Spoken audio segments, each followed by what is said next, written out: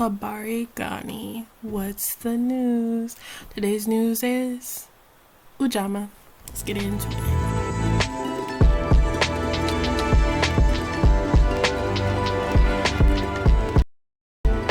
So, Ujamaa means cooperative economics. The definition is to build and maintain our own stores, shops, and other businesses, and to profit from them together. Our song for reflection is We're a Winner by Curtis Mayfield. And you know, I love reading the lyrics. We're a winner, and never let anybody say, boy, you can't make it, 'cause a feeble mind is in your way. No more tears do we cry, and we have finally dried our eyes, and we're moving on up. Lord have mercy, we're moving on up. We're living proof in all's alert that we're two from the good black earth, and we're a winner, and everybody knows it too. We just keep on pushing like your leaders tell you to. At last, that blessed day has come, and I don't care where you come from. We're all moving on up. Lord have mercy. We're moving on up. Woo! The thought for the day comes from Angela Davis's autobiography. And this describes her life from childhood on Dynamite Hill in Birmingham, Alabama, to one of the most significant political trials of the century. Angela Davis describes the full story of her life. In spite of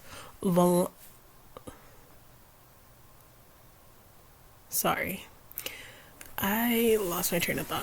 But until this publication, no one had managed to provide us with the whole story of what her childhood was like, how deep were the influences of Southern and a European education, what led to her political activism. And so she gets all into that. And I'll read the quote from her book. This was my first introduction to class differences among my own people. We were the not so poor. Until my experiences at school, I believed that everyone else lived the way that we did. We always had 3 good meals a day. I had summer clothes and winter clothes, everyday dresses and a few Sunday dresses.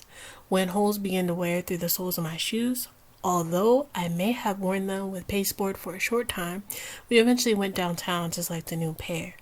My family income was earned by both my mother and father.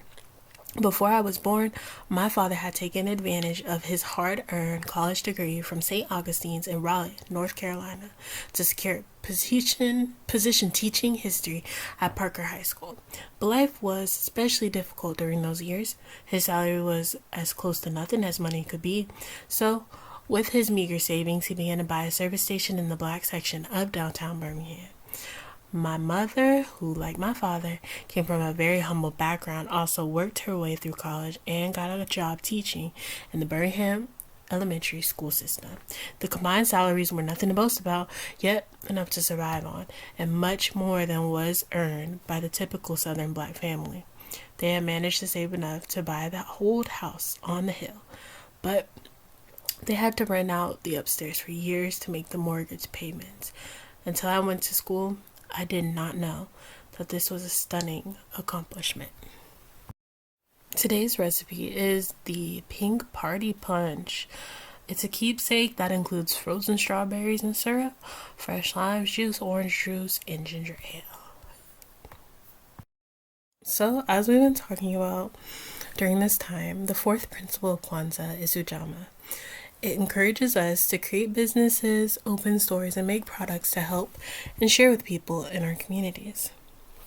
If you could create something to help people in your community, what would it be? Maybe you can draw it.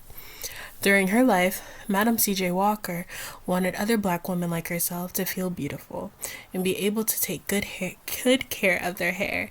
But there weren't many hair products that were healthy enough for black women to buy at the time. So, Madam C.J. Walker designed her own.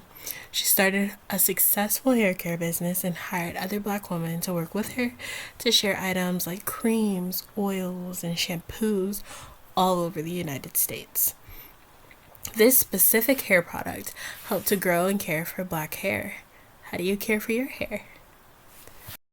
For me, in one of these days, I'll have to vlog my wash day, and I thought about trying to do it now, but I don't have everything. So usually my process is like taking out my hair, and I will pre-poo like I used to do with my natural hair, like my regular natural hair. I have locks now, and so I'll use an oil like olive oil, coconut oil. It just doesn't matter. I'll just grab it and like I'll just put it throughout my hair, from root to end, and then I'll throw a plastic back on my head, because usually my routine in the morning is wake up, do my devotional, that's like prayer time, and then I'm gonna work out. And so after my devotional, I'll put oil through on the day that I know, especially in the morning, because I prefer to wash my hair in the morning so it has time to dry in the day. And then I'll go ahead and wash after my workout, after like it's usually 30 to 45 minutes depending on my workouts. And then I'll wash my hair and then microfiber towel it, and then usually I'll put in an oil after, like argan oil. I love argan oil, castor oil. I know my friends got me like this the miel oil, which I use every so often. And then but before that I usually put in a leave-in conditioner, like a spray. So because I don't usually condition my hair, I usually just shampoo it with either like, oh, the name evades me, but I'll put it here when I figure it out. I use that, or I'll use a shampoo, just a regular shampoo, and then a leave-in conditioning spray. And then hopefully by the time I get dressed or it's time to go, like my hair is just over 50% dry, especially my roots. And if not, then I'll go ahead and like use a blow dryer, and I try to avoid doing that, but sometimes it's just like, it's unavoidable, so I'll just be like, with that little blow dryer. But yeah, that's my little process, and hopefully I vlog that one day.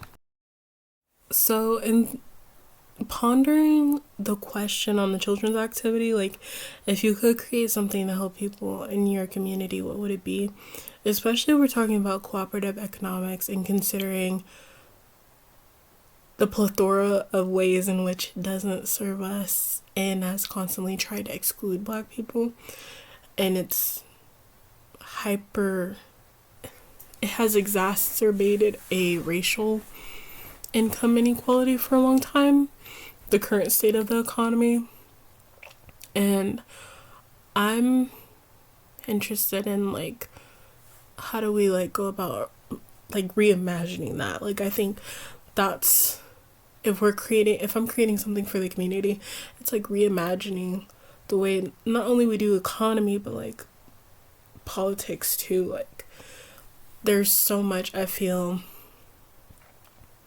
that's predicated on those two, including how we engage and perceive the environment and steward it, care for it, even think about it.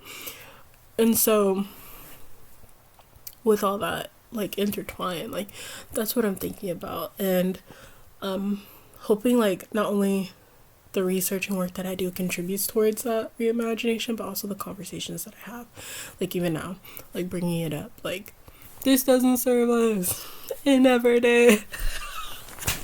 So thanks for tuning in. Peace.